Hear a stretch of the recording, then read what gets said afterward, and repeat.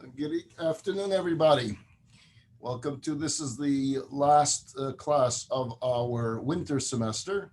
Not our last class because we're going to be back together right after Passover. It'll be 1 week after Passover. I believe I sent the date out in the email, and also there will be an email going out before as we begin once again. We are in the middle. We left off last week discussing Ezekiel's prophecy of chapter 37. Where Ezekiel was taken to a valley of bones, and God tells him to prophesy to the bones, talk to the bones, and tell the bones that they're going to come back together. And Ezekiel prophesies it, and lo and behold, the bones start connecting one to the next, and then skin and flesh and sinews start growing onto these bodies. And then finally, God says to Ezekiel, prophesize and tell them that their spirit shall return to them as well. And their souls return into their bodies. And there, from this valley of bones, suddenly there emerges this great army of people, living people. And God says to Ezekiel, this is the prophecy. The prophecy is concerning the Jewish people. Behold, they say that their hope is lost. Behold, they say they have dried up. Behold, they say there's no future for them. Tell them what you saw over here. Let them know indeed that there is always a future for them, that there is always going to be life for them, that they're not dried up, that they are alive, that there is hope for them. It's a very, very powerful prophecy. And from here we learn the prophecy concerning the resurrection of the dead when Mashiach will come. But every prophecy has numerous meanings to it. And there is a metaphor being painted here for us to look into the words of Ezekiel, to look into the words of chapter 37 of Ezekiel, and to understand that we are looking for, in world history, we're looking for these events that match up in some type of way to what Ezekiel prophesies for what Ezekiel saw back then. So last week we're going to continue to focus on the last 70 years of our history. And we took a spotlight, a close look at what has developed in Eretz Yisrael over the last 70 years. And the miracles of the dry bones of how a country that we have been exiled from for thousands of years. We have lost our freedom and our control over that country for thousands of years. How we have pleaded for the return of that country for thousands of years, for our homeland to be back in our hands. And in the last 70 years, we have seen not just that it's back in our hands, but we have seen it thrive. We have seen it grow. We have seen it prosper. We have seen it becoming one of the most beautiful, most successful countries in the world. And so clearly a metaphor of the dry bones of Ezekiel coming back to life is something that we're able to see with our focus on Eretz Yisrael. Furthermore, where God uses the terminology that they will come from the four corners of the world, we're able to see how in Israel, the fulfillment of that prophecy, that Jews live in Israel that come from every single continent and every single country. There are so many languages spoken in Israel. There have been so many airlifts from Middle Eastern countries, from Arab countries, from the old Soviet Union, coming into Eretz Yisrael, making it their homeland. We also took a spotlight last week. We focused greatly on the old Soviet Union and the miracles that occurred in our lifetime. Unprecedented miracles, historic miracles of a superpower of the world, of an evil superpower of the world, falling literally overnight without there being any guns, any tanks, any missiles, any air force, just simply falling in the name of truth, whereas democracy took over country after country after country. Most importantly for us was the freedom that it granted millions upon millions of Jews that were locked behind the Iron Curtain for so many years, that were denied their freedom, and suddenly they have that freedom. And that today, I mentioned last week that the first Passover after the collapse of the Soviet Union and the freedom that broke out through all the countries of the old Soviet bloc, it required the shipment of 2,000 tons of matzah being brought in from the United States into the old Soviet Union to supply enough matzah for all of the Jews to have there for Passover. And the greatness of that miracle in itself, that there were more matzah shipped to the old Soviet Union that year than matzah that was baked for the very, very first Passover. Excuse me, I said 1,000 tons of matzah that was sent, 2 million pounds of matzah.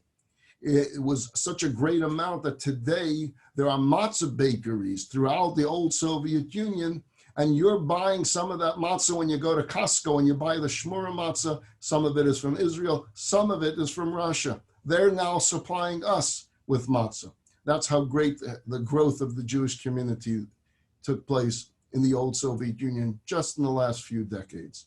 So again, we see the fulfillment of this prophecy, the fulfillment of what Ezekiel was saying, what God was saying through Ezekiel, that you will see there will come a time when open miracles will take place and the Jewish people will be able to see this rebirth taking place. And so if it was just for the miracles that we saw with Eretz Yisrael and the miracles that we saw with the old Soviet Union, we would say Dayenu, the famous word Dayenu that we will say at our Passover Seder. Dayenu means it would have been enough. If it was just this, it would have been enough for us to conclude that we have lived through one of the greatest and most miraculous. Someone's saying here that they lost sound. Did everyone lose sound? Or is it you're all fine? All right, so whoever lost sound, try to log out and log back in and see if that fixes the problem. That we have been living through the greatest, most miraculous 70 years of our history. We can go back through up until the days of Purim and the days of Hanukkah to match when we have ever lived through a period of time of such great miracles. But there is more. There's more to be said. Our journey, if you remember last week, I said, let's go into our time machine. Let's go fly into the future 100, 200 years and look back at this period of time as historians to say, wow, what it must have been like to live through that period of time. So let's get into our travel machines. We're going to go back to the future again, and we're going to travel now to the future. We're going to go 200 years from now, only to be historians in a university to look back at this period of time, what it must have been like to live during this period of time. So I'd like to focus now, put our spotlight not on the Soviet Union, not on Eretz Yisrael, but let's put our spotlight on the United States of America. What it was like to live in the United States of America during this period of time, where hundreds of thousands of Jews who could have been in so many other places, who had so many reasons to assimilate, to walk away from it all, and yet somehow they find themselves involved in pursuing a heritage that they were not raised with.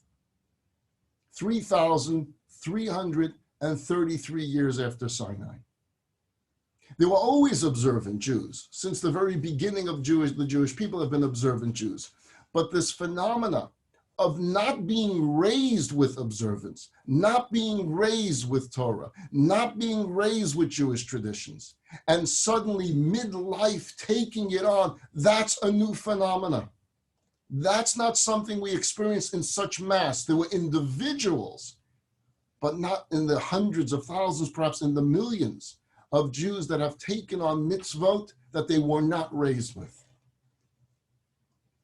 I've told this story before of an elderly woman who went on a Sunday to Crown Heights, Brooklyn, New York, where the Lubavitcher Rebbe would spend hours and hours every Sunday giving out dollar bills to be given by the individual receiving it to give it to charity. And the Rebbe would take the opportunity to give each one a blessing as they came to see him. And so this opportunity literally brought thousands upon thousands of people to New York every single Sunday for that one moment that they would have with this great spiritual holy tzaddik. There was this elderly woman that came and she spent her time in line, and the line could take hours and hours until it inched its way to the Rebbe's room, and where the Rebbe would stand outside of his room and greet each individual that would come to see him. So when it was this woman's turn, she looks at the Rebbe and she says to the Rebbe, she spoke in Yiddish, but I'll tell it to you in English. She said, Rebbe, I have been on my feet now for 2 hours, waiting online to see you. and my feet hurt. It wasn't easy to wait this long. But you, Rebbe, you who are older than I, you have been on your feet for many more hours than I have, and you still have thousands of people to meet after me, so you will be on your feet for hours more. How do you do it? How do you physically have the ability to stand for hour and hour and hour thereafter, greeting each individual, giving each one the blessing that they need in their lives? How do you do it? And the Rebbe said to this woman, you know, if you're a diamond dealer, you never get tired of counting your diamonds. You never get tired of looking at your diamonds. You never get tired of marveling at your diamonds.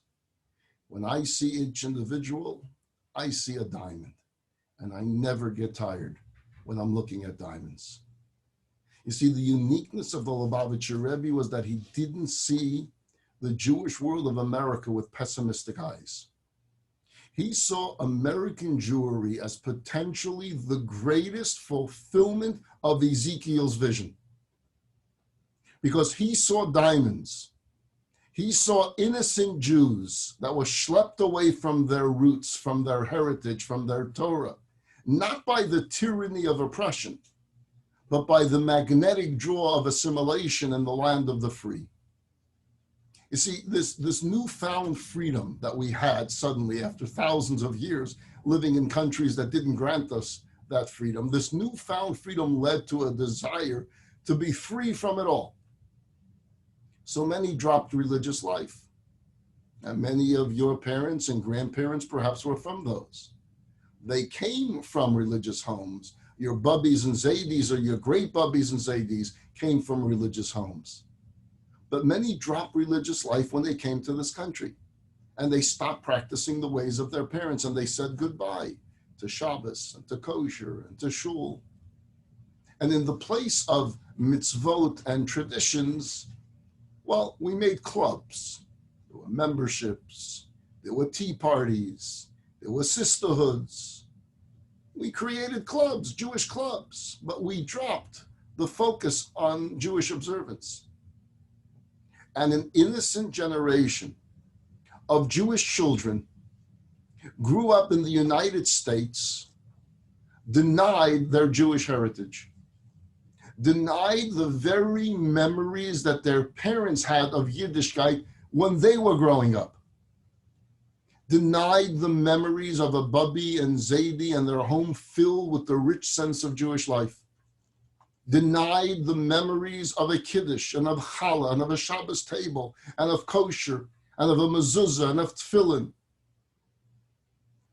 See, it's an interesting phenomenon. When you get a bouquet of flowers from the florist, right? You get an arrangement. Maybe your husband buys it for you. Maybe someone sends it to you. They're beautiful, right? When it comes to the door, they're beautiful. But they don't last very long, right? A few days after, they start to wilt. The petals of the roses start falling on the dining room table. You try putting in those aspirins. I don't know if they still do it, but we used to get these bouquets from the florist. They would come with these aspirins that you're supposed to put in the water or whatever there was, the flower medicine, and it's supposed to make the flowers last longer. But they don't last that long because they're cut off from their roots. See, the very same flower, had it been attached to their roots, it doesn't necessarily guarantee long-term survival, but they're going to last a lot longer. If that rose wasn't cut off from its roots and now on your dining room table, that rose would have a chance to last a lot longer than it would cut off in the vase that you have on your table.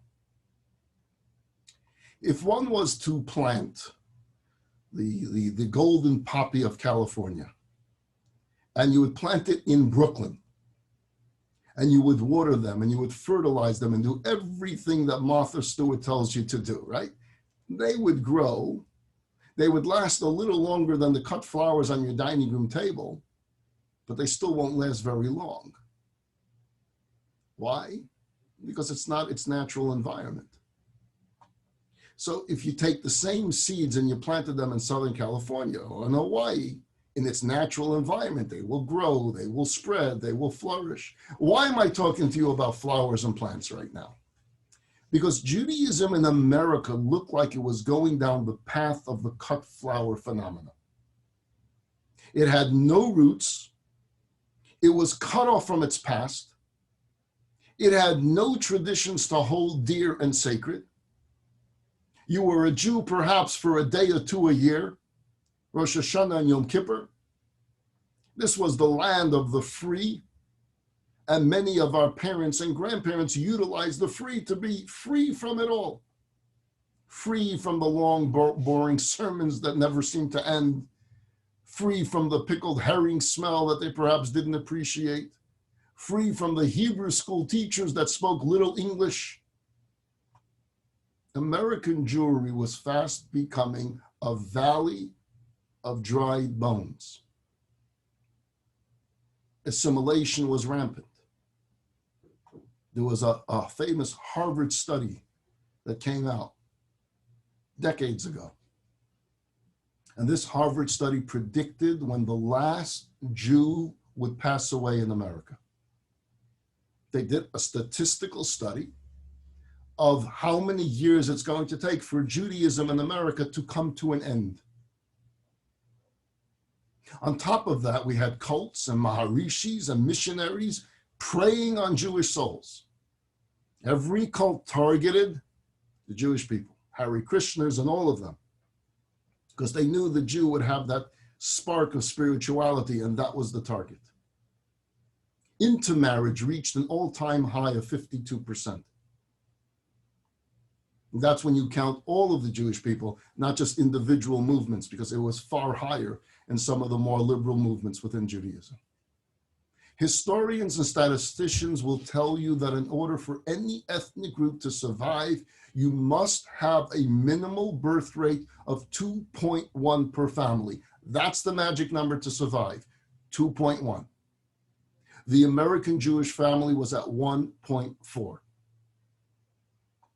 And the Harvard study said there's no survival for them. They're below the birth rate that you need to survive. They're assimilating on their own. They're intermarrying on their own. And cults are grabbing their leftovers. At best, you're going to have some families, some blocks of families in Brooklyn that will survive this. But at some point, Judaism as we know it in America comes to an end. Ezekiel's prophecy of there being a valley of dry bones.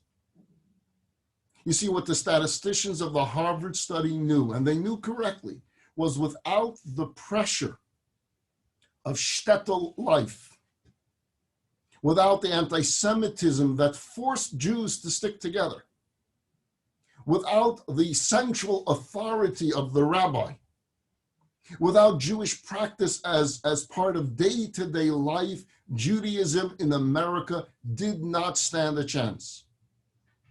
We were a bunch of cut flowers waiting to wilt away. And if at best we sprinkled a tradition here and we made latkes on Hanukkah and we ate a piece of gefilte fish once a year and we went to see Fiddler on the Roof, these roots were like planting seeds in an unnatural environment. We were bound to fail. My friends, we shouldn't be here. This shouldn't be happening. Wednesday afternoon Torah study groups shouldn't be happening. And yet it is. Because you are on the front row of one of the greatest miracles of them all, the Renaissance of Judaism. The Renaissance of Judaism, not because of a supernatural miracle, not because we heard God's voice at Mount Sinai, not because we experienced the splitting of the sea, not even because the Iron Curtain came down. There's a renaissance of Judaism throughout the United States because of a true, honest yearning of a free people to search for godliness, to search for goodness, to search for tradition, to search for their own heritage, for no ulterior motive other than I'm Jewish, this is my place, this is my home, this is my tradition, this is my Torah, and these are my mitzvot. You take an example of the Conejo Valley, a small suburban area here in Southern California. I came out, the first time I came to the Conejo Valley was the summer of 1981.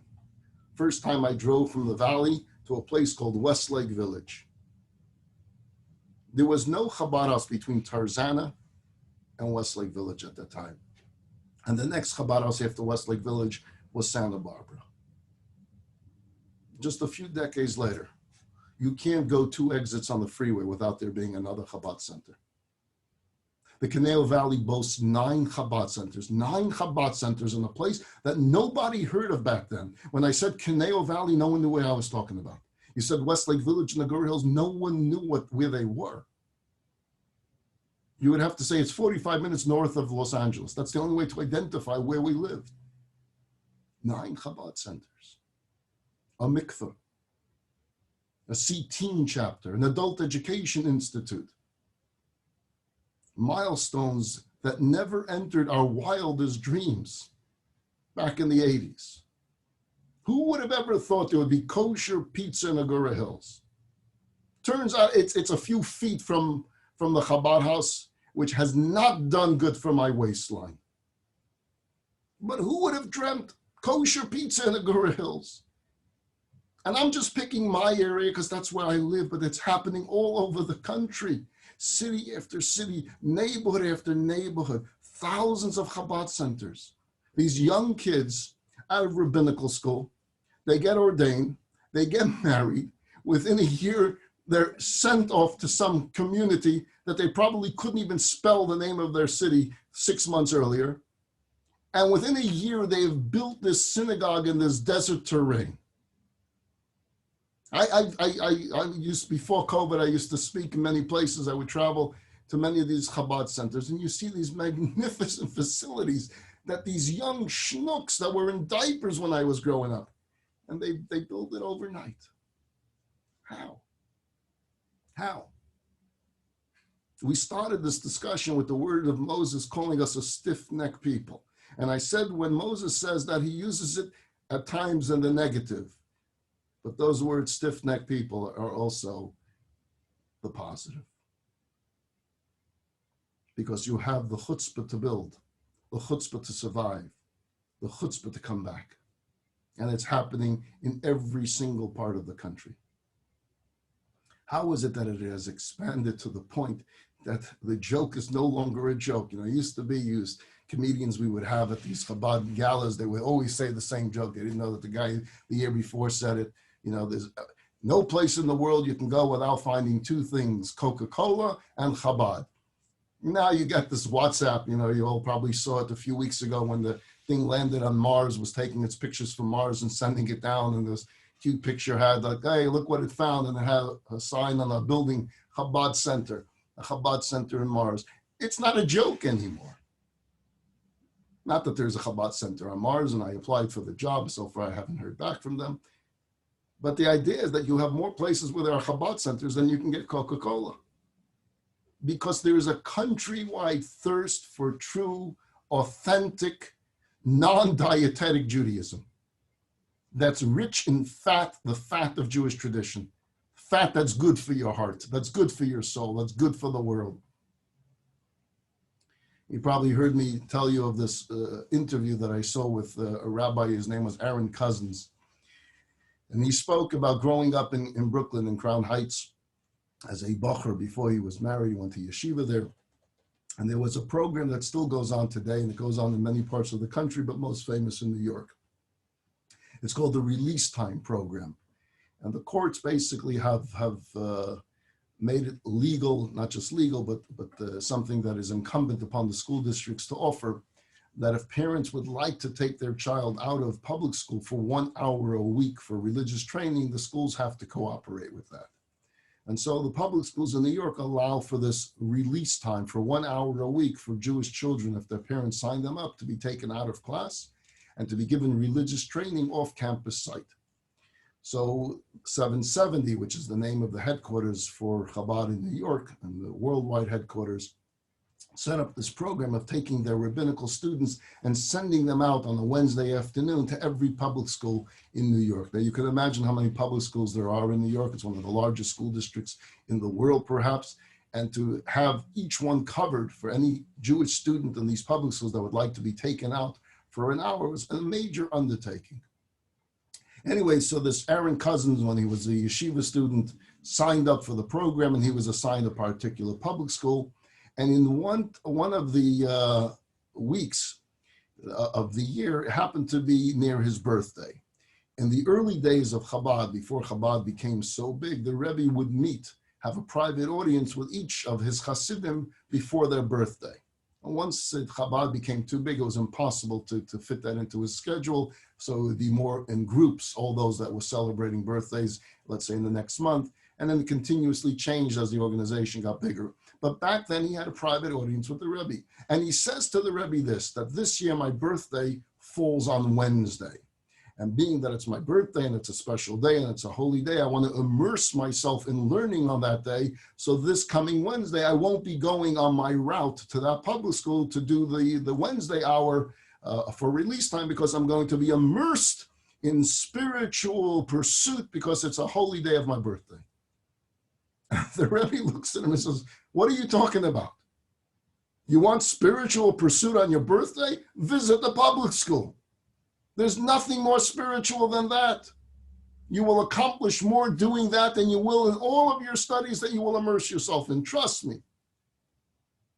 And then Aaron Cousins in this interview says a friend of his also wrote to the Rebbe that particular year. It wasn't his birthday, but he wrote that he also was assigned a public school. He's gone for a few weeks now. He was a serious learner. He loved to study. He loved to learn, and he wasn't such a social individual.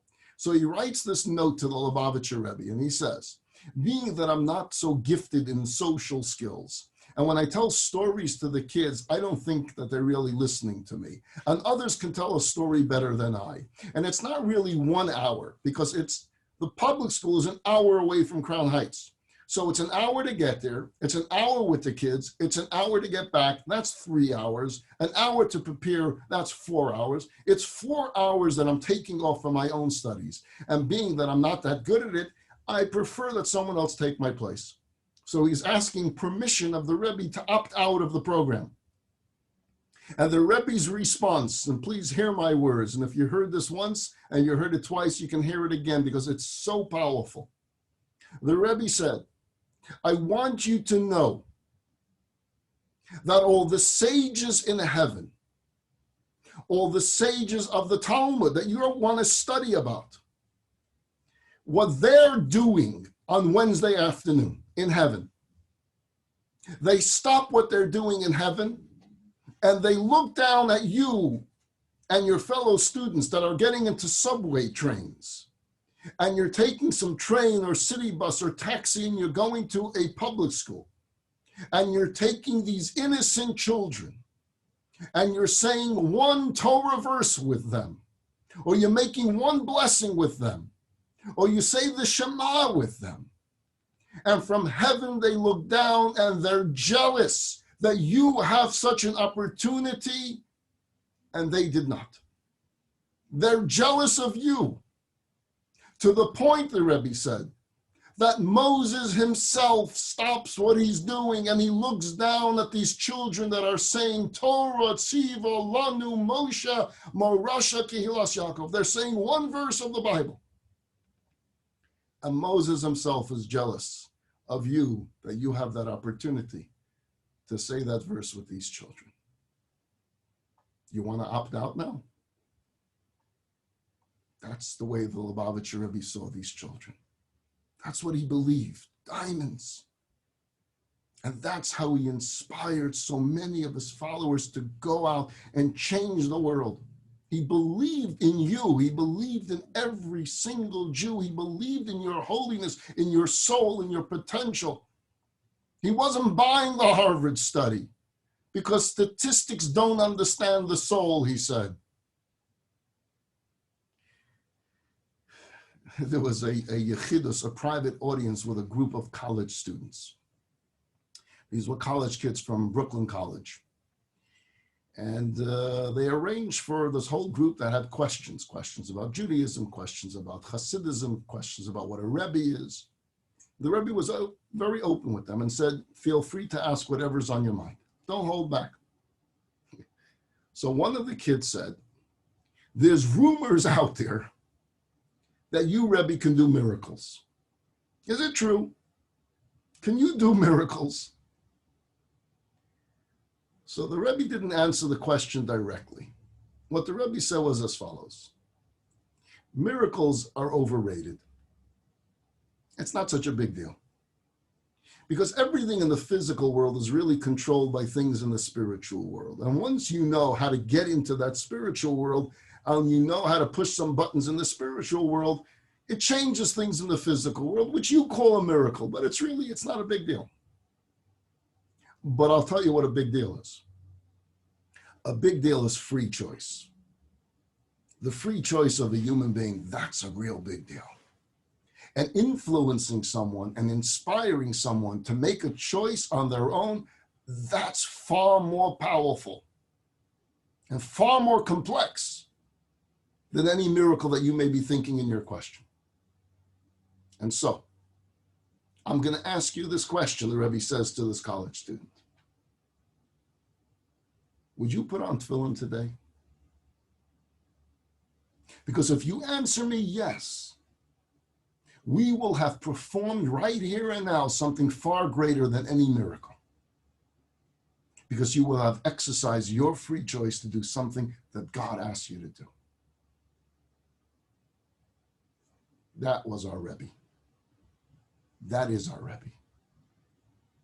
That's the way he looked at the holiness of the Jew and the ability to do a single mitzvah. It wasn't just, oh, you're only doing one, there's so many more. It was, wow, you're doing one. That's why he was able to change a world. I heard from Professor Yitzchak Bloch of blessed memory. He also brought a group of college students into a private audience. This was in the mid-1950s. He had a class of students at Brooklyn College he was studying Tanya with. And this group of some 30 students came to see the Rebbe. And again, open questions. One student says, Rebbe, if you don't mind me asking, college students ask the most sincere questions of them all, because they weren't as intimidated, so to say, of the other Hasidim that would sit and tremble in awe. They were more open with their thoughts.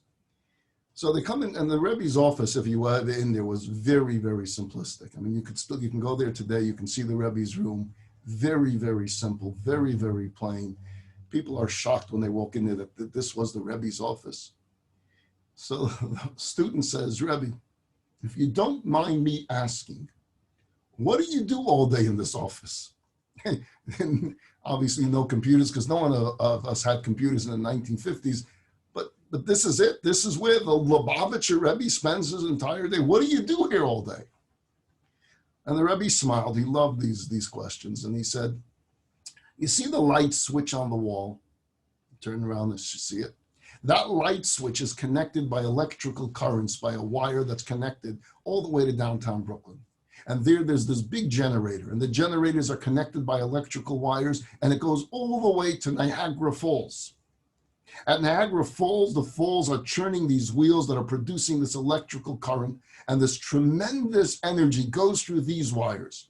But if you allow that energy to go through those wires, it would burst it. It needs to be toned down. It needs to be diminished. It's too great for this wire to be able to contain it. So as it goes from Niagara Falls to downtown Brooklyn, and from Brooklyn, it has to keep getting toned down more and more and more and more until it goes from downtown Brooklyn. It goes through the streets, it goes through Eastern Parkway, until it gets into these walls and gets to that light switch right there.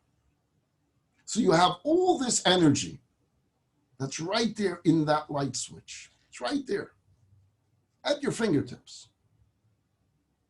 But you have to flick the switch. If you flick that little switch, you get light. And the light is coming all the way from Niagara Falls. The energy for that light is coming all the way from Buffalo, New York. or Toronto, depending which side you're on of the border. So the Rebbe continues, what do I do all day? Just like the light switch, God gives the soul of every Jew a light switch that's connected directly to God. And all of the energy of God, which is infinite, has to be toned down in order for it to be able to illuminate you, to be able to bring help to you. If you don't know where the switch is, all that energy remains in the dark. My job, says the Rebbe, is to show every Jew how to find and turn on their switch. The Rebbe in his lifetime showed millions of Jews how to turn on a switch, how to kindle their soul. There was a family in my community many years ago, a few decades ago, that made significant changes in their lives, and they started keeping kosher, and then they started keeping Shabbat, and then they sent their children to Jewish day schools. The grandfather was quite displeased. He wasn't into this religious observance, so he was very upset. And he was an individual of means, and he was used to getting his way. So he takes his grandson out for dinner.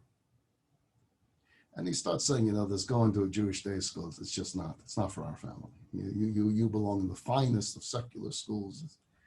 And the grandson says, no, I like going to the yeshiva. And they have this argument. And then the grandfather says, look, I know I'm going to win the day. He offers his grandson $10,000 a month if he would drop out of the school. I'll put it away for you. When you grow up, you'll have it. You'll have access to it. I put away $10,000 a month for you. Drop out of the Jewish day school. The boy turns him down. Until he upped the offer, it went up as high as $700,000 gets put into a fund for you. And the boy refused. And he said, Grandpa, one day you'll find out that the greatest gift is not one that you could give me or buy me. The greatest gift is the gift that God gave both of us. I found that gift. And I hope one day you find this gift too. Imagine this coming from a boy born in America, raised in a secular society. He found his switch. The dry bones, they've come back to life. We have witnessed this perhaps more than any other generation before us. Says God to Ezekiel chapter 37, says God to Ezekiel unto all of us, Son of man, these bones are the house of Israel. Behold, they say, Yafshu atzmaiseinu, our bones have become dried up. Avda tikvaseinu, our hope is lost. Nigzarnu lanu, we are cut off. Therefore, so says God Almighty, I open your graves and cause you to come out of your graves as my people. And I will put my spirit into you, and you shall live. And I will set you on your land, the land of Israel. And you shall know that I, the Lord, have spoken and have performed it. So says the Lord. We have lived through and witnessed chapter 37 of the book of Ezekiel before our very eyes. I'll conclude with this, and with this we'll conclude our winter semester. In the early 1940s, in Poland, a boy in his late teens, blessed with a remarkable gift for Torah scholarship, was studying in the yeshiva many miles from home. The yeshiva dormitory had become his home. It had been a long time since this young man had seen his parents because he was in yeshiva. One day, one fateful, unforgettable day, the dreaded, terrifying cry pierces through the very halls of the yeshiva, run for your lives. The Nazis have crossed the border. The boy ran to the train station. The line of people waiting to purchase tickets was already stretching for endless blocks and blocks. He held this place online for several days in a row, hoping for a ticket home to be with his parents, during the darkest hours of our history. And slowly the line inches closer to the station. The days of waiting would soon come to an end. Hours passed. The ticket window was now clearly in sight. And then when there were just but a few people between himself and the front of the line, he's got his money ready to pay for his ticket. And suddenly a flurry of activity. The window was closed. Barricades were moved into place. No more tickets, no more trains, no more lines. The boy collapsed in tears of devastation and disappointment. He wept for day on end, having come so close to a ride home, only to have it snatched away before his very eyes. It was only months later that he discovered that had he boarded that train, it would have been the final journey of his life. By now, most of you know the boy in this story is my father. All of my life, I lived with one very simple truth. I could have very easily not been. He just happened to be a few people behind in a line. And I and my children and my grandchildren would never have lived these lives. So why me? Why you? Why did we survive? Why did we make it and so many others didn't? I don't have the answer. None of us do. But we think about this question all the time. The one thing we all must know is that if we are here, we're here for a reason. And that this generation, the generation of the children of survivors, this post-Holocaust generation, would create and bring about the greatest Jewish resurgence and fulfillment of our mission in the history of our world. If these 70 years have taught us anything, it's that nothing is impossible, that miracles happen for us and around us. We are the fortunate ones to be on the forefront of history.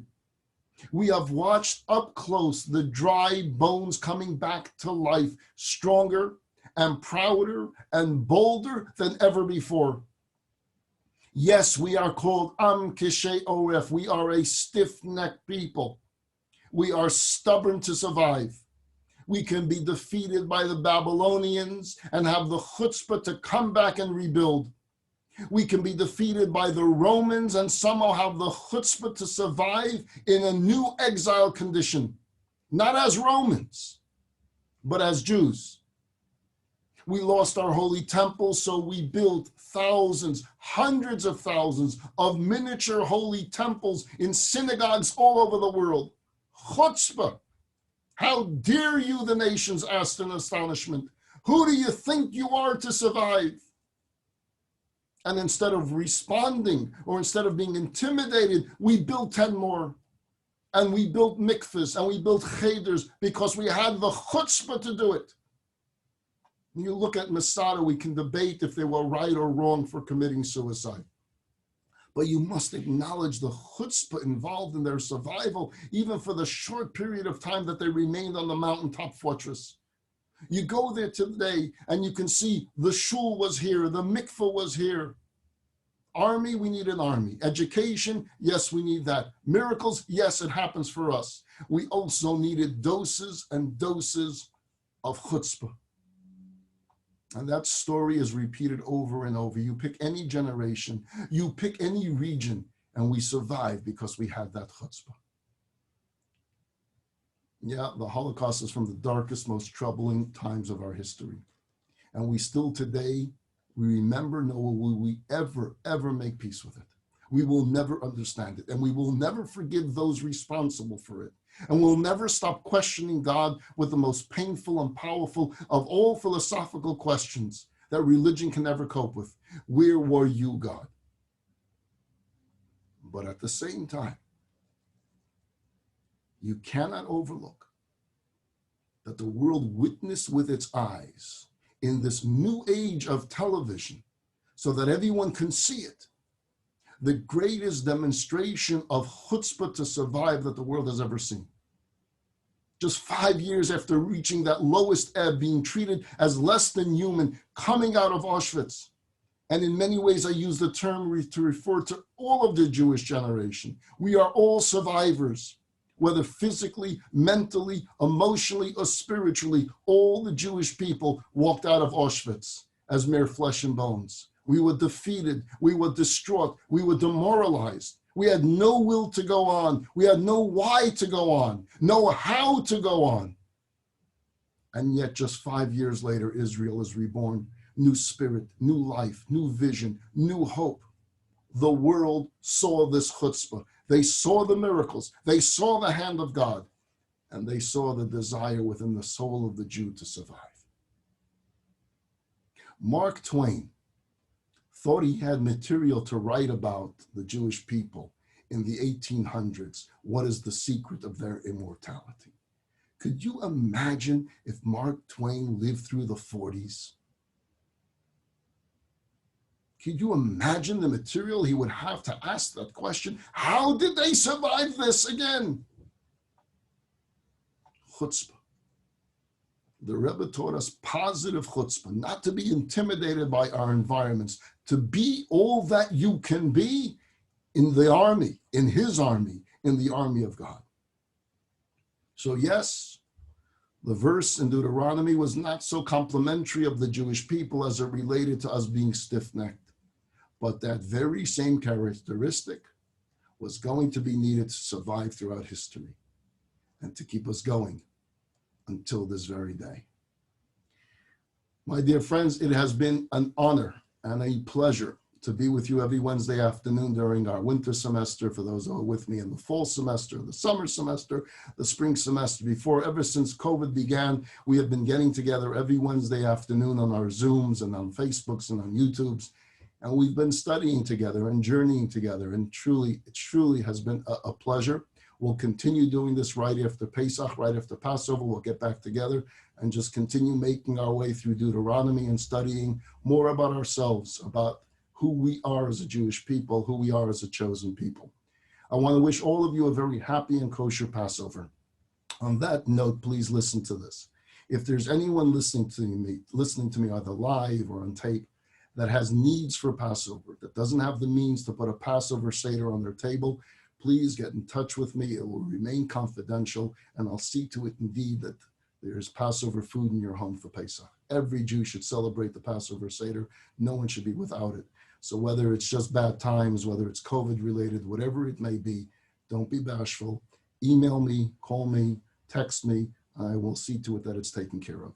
For those of you that have been blessed, that you do have the means and you want to help me reach out to hundreds perhaps that are in need, you can go ahead and you can go on our website, chabadconejo.com/Passover, and there you can make a contribution specifically to help people in need of the holiday, so that the celebration of Passover is not something that's limited to just a few, but it's 100% of our people are able to participate. So again, if you want to participate in the midst of it, you can do that way. If you need the help, either way, get in touch with me. Let's make this a beautiful Passover for all. Let's hope that we see miracles of health for all of you, miracles of protection for all of you, and the ultimate miracle, the miracle of the Geula, the miracle of the redemption. God should send Mashiach. God should send Elijah to herald in Mashiach. We should see Elijah this year live, holding a shofar in his hand, letting us know that our mission that we have started from the days of Abraham has been fulfilled. And we're all moving to Jerusalem, and we're rebuilding the Holy Temple, and there will be no more war, no more viruses, no more illnesses, no more pain, no more suffering, but only goodness and happiness. Take care, everybody, and we'll see you after Passover, but you're all able to stay in touch with me via any other means of communication that there is that's out there. Great having you. Be well.